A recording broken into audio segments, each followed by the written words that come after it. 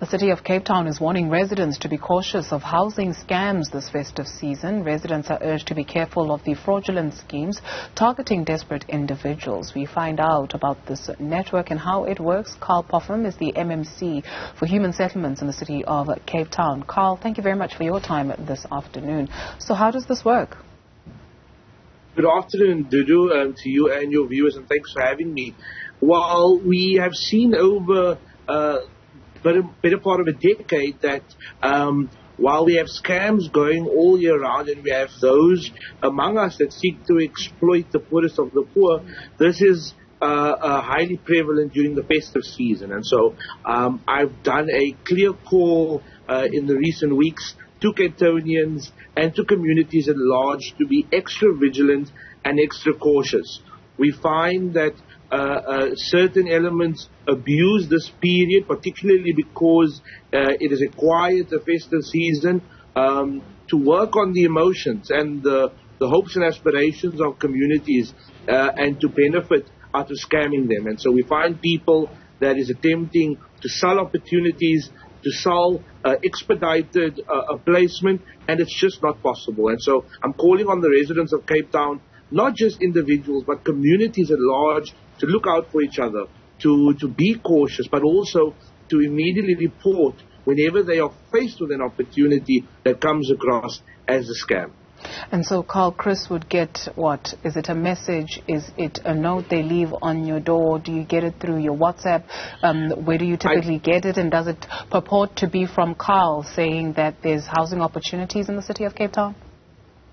I tell you, Dudu, it is so flagrant that it goes across everything you've just stated. We find people saying that MMC Pophaim has sent me to come and make sure you get your home, and you need to just pay an application fee. People talk about you need to pay a subsidy, a security amount. People get WhatsApp, phone calls. Door-to-door word of mouth is what we've experienced as well, where people generally attempt to try and give someone a quicker access to an opportunity or try to indicate to them that their wait is now over. But I think what's important for Cape Townians to note is that while we are working around the clock to expedite delivery in Cape Town, we will never ask you to pay for an opportunity. We will never ask you to pay for an application. We will never ask you to provide a deposit for anything when it comes to state-subsidized housing. Particularly, you'll find in many of this communication, people refer to RDP homes, and that should be a major red flag to citizens where they use old terminology, and in fact we are now working on a BNG system. But also, residents must know that we don't do this externally. So if someone cannot show you City of Cape Town identification or a very clear indication in paperwork that it is from the City of Cape Town, it is a scam and it is a fraud. And so in the end, it's better to be overcautious. If it sounds too good to be true, it usually isn't. So I'm calling on residents, even if they are not sure, even if it is the case, and you are being called to come and access your opportunity, call into the Civic Center and make sure. And if you feel that this is a scam and people are trying to, let me tell you, you're not only protecting yourself, but you're protecting the most vulnerable of residents. And I want to send a clear call to anyone who attempts to do this, whether it is the general public or whether it is officials or politicians in the city of Cape Town. We will find you and we will not rest until you are held accountable to the full extent of the law. Even if it means you must find yourself in prison. You mentioned the poorest of the poor being most vulnerable. Are you able to detail the areas for our viewers? So in case I know someone from which area. So if you can just name the areas for us so people know in those areas that they are vulnerable to these scams. Absolutely. So there's two elements. There are BNG homes, which is the state subsidized free housing, and currently we have major projects in Atlantis, Valhalla Park, Balha, Macassar.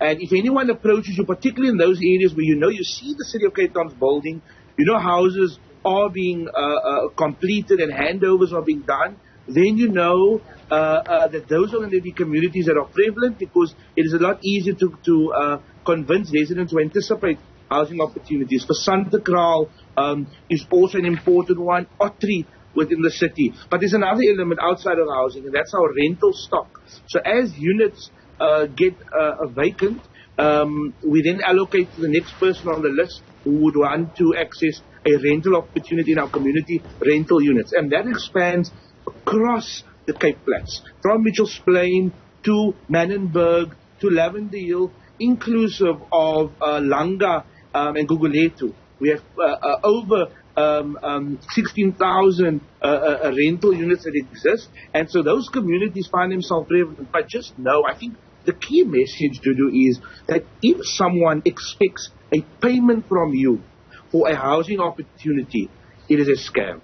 We would never charge you to access your entitled and well-weighted housing opportunity, and you must report those individuals to SAPS immediately in order for us to avoid other people from being scammed.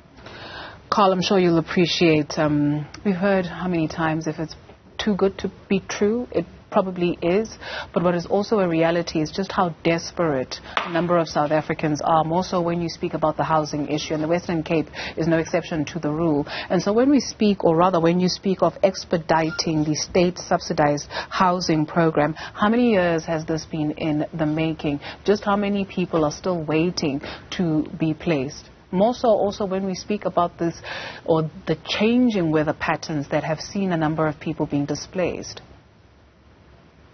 Well, Dudu, it's a living, breathing waiting list. We've just received recent census data, which has indicated that Cape Town has surpassed Johannesburg as the biggest metropolitan, exceeding 5 million citizens. And that's because South Africans are coming to Cape Town because it's the best place to live a life of value. It's the best place to find a job. It's the best place to find a decent education. And so that places a lot of pressure on me and my directorate to make a human settlements opportunity available, because what we find is these aren't retirees and people who are coming to conclude their life in the Western Cape and in the city of Cape Town. These are people who are leaving homes and leaving informality in different provinces where they can't access opportunity. And that places a great burden. And so I've always been very consistent that the ability for the state to provide housing is far outstripped by the demand. And so in my tenure that I've just had over the last 4 months since being appointed, I've prioritized an integrated approach. We've just seen 107 million rand in budget cuts to deliver free housing and informal settlements upgrades. This is the factors that myself and my team need to deal with in order to deliver to the broad masses of our people, exceeding 300,000 people on our demand register, and it's growing. And so in Cape Town, we've taken an integrated approach. We've spoken about not just housing, but how do we have integrated human settlements. And that means that we're releasing state land for social housing, which scales your rental to your salary. We are making sure we are combating the shocks that exist in our BNG free housing, in the construction mafia, in extortionists, and those that wish to see us not deliver. And we are also prioritizing informal settlements upgrades.